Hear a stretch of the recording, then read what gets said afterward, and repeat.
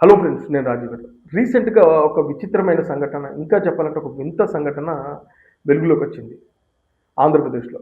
ఏలూరు జిల్లా కైకలూరు మండలం భుజబలపట్నం మాజీ సర్పంచ్ రామతులసి అనే మహిళ హెల్త్ బాగాలేక, ముఖ్యంగా కిడ్నీ సమస్యతో ఆమె ఒక కార్పొరేట్ హాస్పిటల్‌లో చేరారు.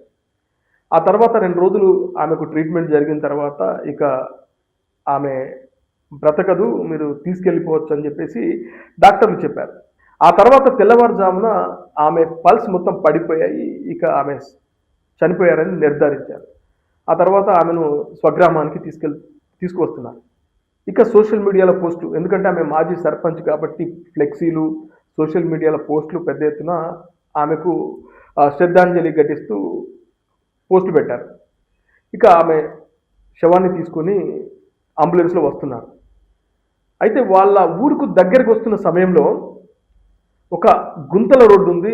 ఆ రోడ్డుకి వచ్చేసరికి ఒక బైక్‌ను ఈ అంబులెన్స్ ఓవర్‌టేక్ చేసే క్రమంలో గుంతలో దిగింది. అక్కడి నుంచి అలా పైకి లేస్తున్న సమయంలో ఒక్కసారిగా ఆమె చనిపోయిన రామతులసి ఆమె ఒక్కసారిగా శ్వాస తీసుకోవడం మొదలుపెట్టింది.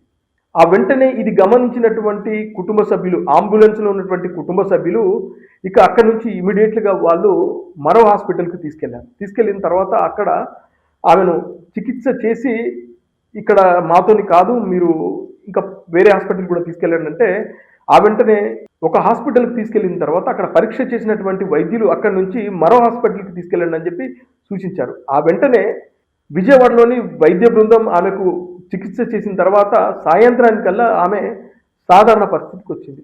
ఇది ప్రస్తుతం పెద్ద ఎత్తున వైరల్ అవుతున్న విషయం. నిజానికి విజయవాడలోని ఒక కార్పొరేట్ హాస్పిటల్‌లో ఈమెకి చికిత్స ఇచ్చినటువంటి ఆ డాక్టర్లు తెల్లవారుజామున ఈమె చనిపోయిందని చెప్పారు.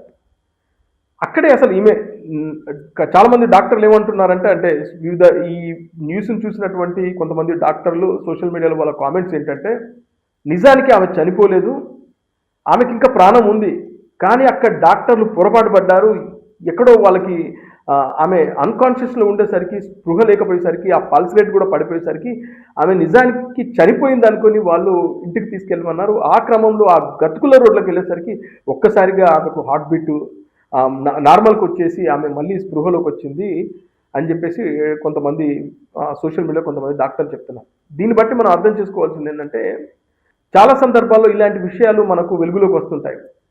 ఎందుకంటే డాక్టర్లు నిర్లక్ష్యంగా వ్యవహరిస్తూ, పట్టించుకోకుండా, ఆమె స్పృహలో లేదనుకోని ఇంకా మొత్తానికి చనిపోయిందని ఎలా నిర్ధారిస్తారో తెలియదు కానీ, ఒకవేళ ఇప్పుడు ఆమె ఆ గతుకుల రోడ్లో కనుక ఆమెకు పోకపోయి ఉంటే, అంటే ఆ వెహికల్ గతుకుల రోడ్లో నుంచి కనుక పోకపోయి ఉంటే, ఆమెను వాళ్ళు తీసుకెళ్ళి వాళ్ళు దహన సంస్కారం చేసేవాళ్ళు కదా.